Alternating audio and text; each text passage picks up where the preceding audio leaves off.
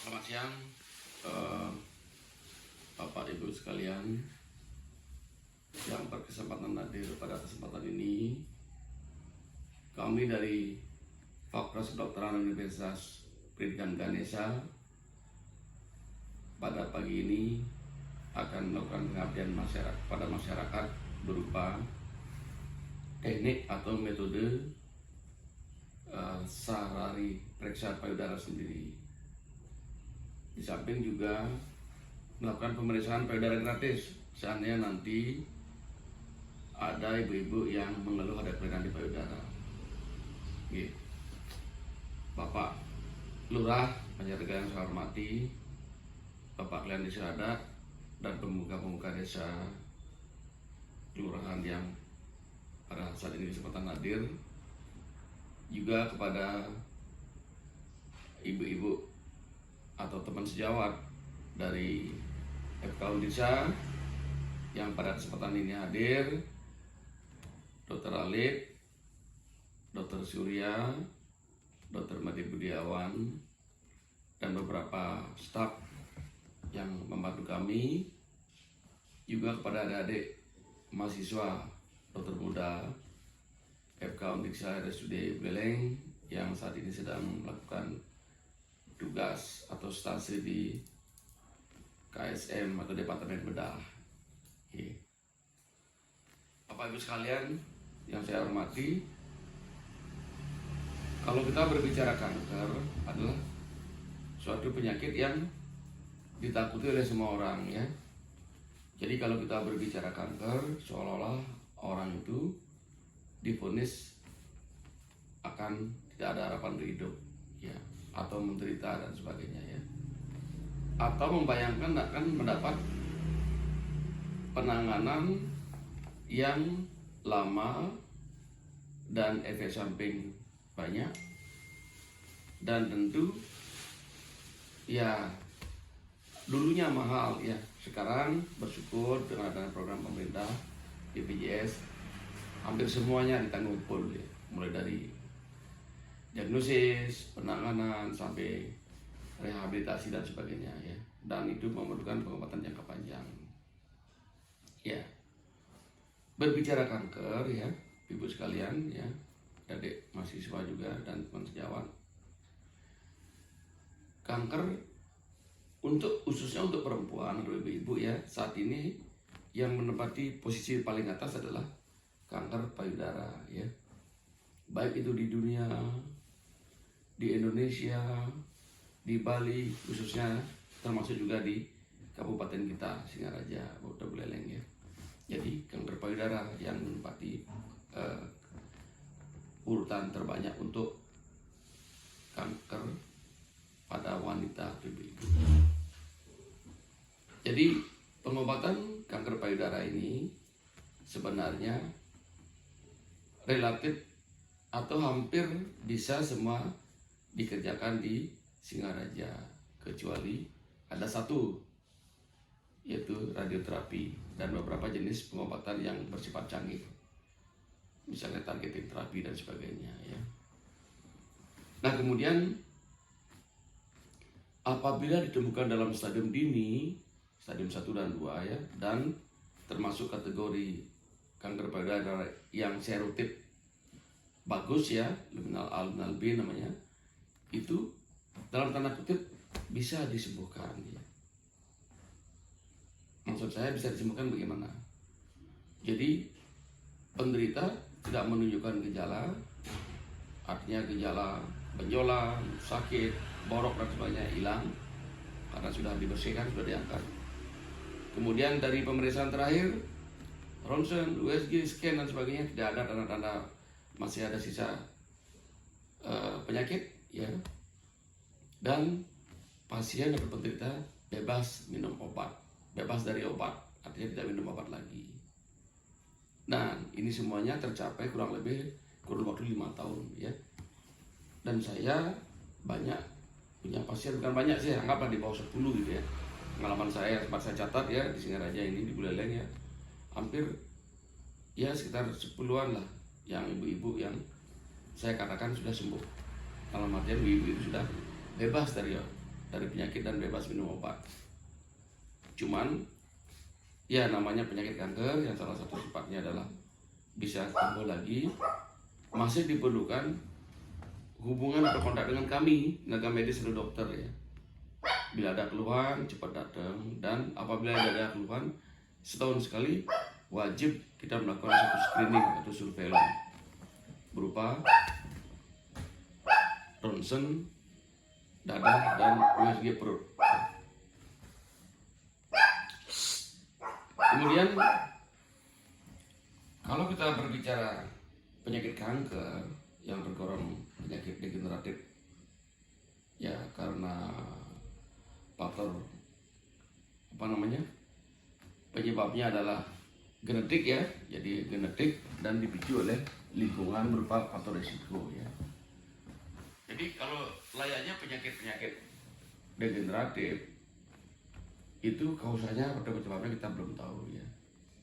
Sehingga dalam hal ini yang paling utama yang kita bisa antisipasi untuk mengurangi morbiditas dan mortalitas atau kesakitan dan kematian adalah dengan deteksi dini, pengenalan dini. Jadi bagaimana kita sebanyak-banyaknya mengedukasi masyarakat supaya mau memeriksakan diri, sehingga kelainan sedikit pun pada payudaranya bisa kita antisipasi atau melakukan suatu pemeriksaan ya. Nah, metode yang sudah terbukti bisa menurunkan stadium atau mendownstick gimana atau menurunkan angka kematian dan kesakitan adalah dalam hal kanker payudara ini adalah kita sebut dengan metode sadari, periksa payudara sendiri. Di samping metode yang kedua yaitu sadanis, periksa payudara oleh tenaga medis atau tenaga klinis ya. Jadi pada kesempatan ini sesuai dengan tema daripada pengabdian kepada masyarakat kita di sini, bahwa kita akan melakukan suatu teknik sadari atau sarari ya.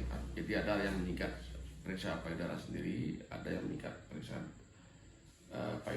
sadari atau periksa payudara sendiri. Itu bahasa Inggrisnya adalah BSE, breast self examination. Nah jadi kapan diperiksa ini ibu-ibu sekalian?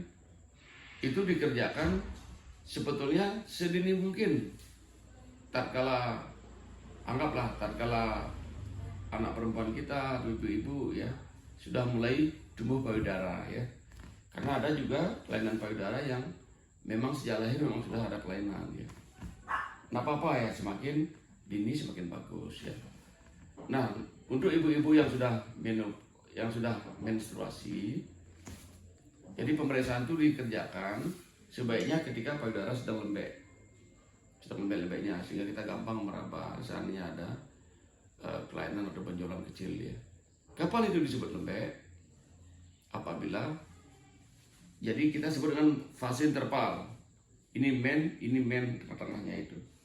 Jadi ibu rata-rata 28 hari men, tengah-tengahnya itu 14 hari. Disebut dengan masa interval namanya. Jadi 1 minggu maju, 1 minggu mundur. Jadi ya 1 minggu setelah men lah gitu ya.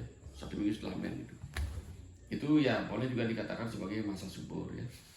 Nah di sana kita bisa diharapkan kita bisa meraba hal-hal yang khususnya benjolannya yang kecil yang dalam keadaan karena payudara ibu-ibu lembek, hormon belum meningkat ya. Di sana kita bisa meraba ya. Nah kemudian bagaimana caranya? Nah di sini prinsipnya adalah kita meraba semua lapangan payudara ini.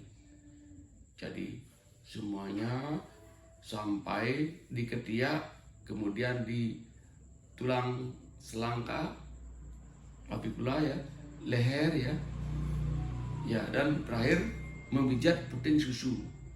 Siapa tahu nanti puting susu ibu-ibu ada sesuatu yang keluar, khususnya cairan yang berwarna merah ya. Nah, jadi ibu dengan menggunakan tangan 4 jari, nama 4 jari ya supaya lebih banyak bisa kontak dengan payudara ya. Kalau enggak nomor 2, 3, 4, ya 5 ya, jari itu. Jadi kita lakukan pemeriksaan, boleh searah dengan jarum jam, boleh berlawanan jarum jam, boleh dari luar ke dalam, atau dari dalam keluar, ya. Atau boleh juga dengan radier, namanya raba rata-ratanya ya. Jadi ya. Nah kemudian setelah ditemukan benjolan atau kelainan apapun, itu entah itu misalnya ya luka yang tidak sembuh, kemudian ya pelebaran pembuluh darah, kemudian ada cekungan di payudara gitu. Dan seperti saya katakan tadi juga, ada ketika dipencet ada puting susu keluar cairan apapun yang di luar daripada kebiasaan ya. Kemudian puting susu yang awalnya sama, kemudian tiba-tiba ada yang masuk ke dalam mengkerut ya. Nah itu kita segera bawa ke puskesmas atau sadanis periksa payudara oleh tenaga klinis ya. Itu nanti akan melakukan pemeriksaan lebih lanjut ya. Yang jelas Ibu ya, gampang kok ya. Jadi yang pertama, ketika masa payudara sedang lembek-lembek 1 minggu setelah men, kapan? Sesering mungkin ya. Kemudian amati, jadi amati ya sebelum Ibu meraba payudara sendiri, tangan yang kiri dengan tangan kanan, yang kanan dengan tangan kiri, lateral namanya ya. Jadi Ibu berdiri di depan cermin dalam keadaan yang namanya meriksa payudara kan dibuka juga, naik angkat naik turun, kadang-kadang sebelum diraba pun sudah kelihatan ada kelainan di payudara Ibu. Naik turun dilihat di cermin ya. Kemudian tundukkan sama nggak panjangnya payudara saya ini dulu kok sama, sekarang kok lainnya itu. Kadang-kadang pada saat kita menunduk kelihatan juga ada semacam kelereng dan sebagainya ya. Nah setelah itu baru raba seperti saya katakan tadi. Setelah diraba pencet puting susu. Nah saya kira itu yang prinsip ya. Jadi inti daripada pertemuan kita ini adalah bagaimana ibu-ibu itu mau memeriksakan dirinya. Jangan anggap enteng, mentang-mentang diri kita ini orang awam bidang kesehatan, udahlah ini pekerjaan dokter atau ibu bidan atau perawat, ngapain kita susah-susah, apalagi tidak nyeri ya, tidak ada keluhan apa ya. Dan ibu sekalian, saya hampir lupa tadi ya. Jadi kalau kita berbicara gejala kanker payudara itu, satu bisa berupa benjolan ya, yang kedua bisa berupa luka yang tidak sembuh-sembuh, sudah diobati tidak sembuh-sembuh, apalagi tambah borok dan bau gitu ya. Kadang-kadang sampai ada ulat itu ya. Yang ketiga ada pelebaran pembuluh darah gitu. Kemudian ada payudara yang kiri kanan tidak sama. Ada puting susu yang awalnya keluar sama-sama menjadi masuk, itu inverted nipple namanya. Ada cekungan ya seperti sujanan di pipi. Lesung pipi ini lesung payudara, itu jangan anggap enteng ya. Itu berarti ada sesuatu di dalam yang menarik, kulitnya ditarik sehingga cekok ya. Nah jadi intinya setiap ada kelainan di payudara yang ibu curigai, segera periksakan ibu diri ke puskesmas. Jadi tenaga kami sudah tahu yang ringan-ringan sudah tahu. Nanti selanjutnya akan dirujuk ke rumah sakit untuk kita lakukan pemeriksaan lebih lanjut, entah itu USG, entah itu ronsen, entah itu mamografi dan lab sebagainya. Kami yang punya tugas itu ya. Saya kira demikian. Nah kemudian khusus untuk kanker payudara ini apa yang bisa kita hindari ya. Jadi seperti saya katakan tadi bahwa kalau berbicara penyakit kanker itu adalah penyakit yang penyebabnya genetik, yang kita tidak tahu apa sebabnya ya. Jadi yang bawaan dari sononya lah gitu ya. Tapi genetik itu belum tentu muncul apabila tidak dirangsang oleh faktor-faktor luar yang disebut dengan faktor risiko. Apa itu? Satu, ya yang umum ya, tidak boleh merokok, ya tidak boleh minum alkohol gitu ya. Kemudian tidak boleh terlalu gemuk badannya. Yang orang gemuk itu lemaknya tinggi. Kalau lemak tinggi, lemak itu menghasilkan hormon-hormon ini yang merangsang tumbuhnya sel kanker. Hindari makanan yang diduga ada campuran hormonnya atau zat penumbuh. Ya ibu-ibu tahu sendiri kan, misalnya ya maaf nih, bukan saya menjelekkan ya, daging ayam misalnya, kalau memang ibu yakin makanannya adalah masih natural, masih alami, boleh. Tapi soalnya di macam-macam yang kita tidak tahu yang membuat daging ayam itu legit, cepat berat, cepat besar, berat badan. Nah itu hati-hati ya, jangan-jangan diisi hormon penumbuh. Nah kemudian ya ada sih mungkin ibu-ibu yang sudah tua tapi ingin tetap awet muda, itu ya suntik hormon gitu. Tapi nah kayaknya sih masyarakat kita di sini jarang seperti itu. Biasanya para artis itu ya, itu indahnya. Nah kemudian menyusui, yang punya anak hamil harus menyusui ya, karena sudah terbukti menyusui bisa mengurangi kejadian kanker payudara ya, lain dengan kanker serviks. Pemilihan pil KB yang penting ya, pemilihan metode KB, jadi kontrasepsi. Yang dihindari adalah kontrasepsi yang mengandung hormon. Satu, pil. Yang kedua, suntik. Yang ketiga, susuk. Karena ketiga jenis kontrasepsi itu mengandung hormon yang membuat ya kadar hormon dalam tubuh meningkat sehingga memacu timbulnya sel kanker ya, kanker payudara ya, itu ya. Nah bagaimana cara menghindarinya?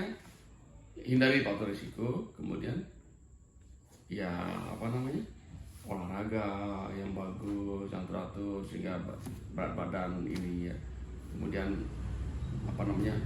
pola hidup sehat lah, istirahat, kelola stres ya, sayur-sayuran, buah-buahan ya. Ya, saya kira itu yang bisa ibu ya, kan bisa ibu ya, tidak terlalu sulit kok ya. Yang penting ibu mau memeriksakan diri ke dokter ya, apabila dijumpai kelainan payudara yang ini ya. Dan kemudian takut sama kemoterapi sebenarnya kan obat umum itu, cuma namanya aja serem gitu ya. Kalau kita lihat istilahnya kemo adalah zat kimia, terapi obat. Jadi obat yang berasal dari yang mengandung zat kimia. Pil pun kemoterapi, pil pun mengandung zat kimia. Herbal pun kalau kita lihat apa isinya juga zat kimia gitu. Tapi jangan takutlah dengan hal itu ya. Kita sudah ya bisa lah, misalnya ada efek samping kita sudah bisa antisipasi ya. Rambut rontok suatu saat akan tumbuh lagi. Kalau lemes misalnya karena kurang sel darah merah, kita transfusi. Kalau lemes karena kurang sel darah putih, kita ada obat anti meningkatkan sel darah putih. Jadi pesan saya, percayakan kepada kami ya, biar ya bisa lah ibu memperpanjang usia, kemudian kualitas hidup dan sebagainya. Saya kira demikian yang bisa saya sampaikan siang ini. Jadi kurang lebih saya mohon maaf. Jadi saya serahkan waktu kepada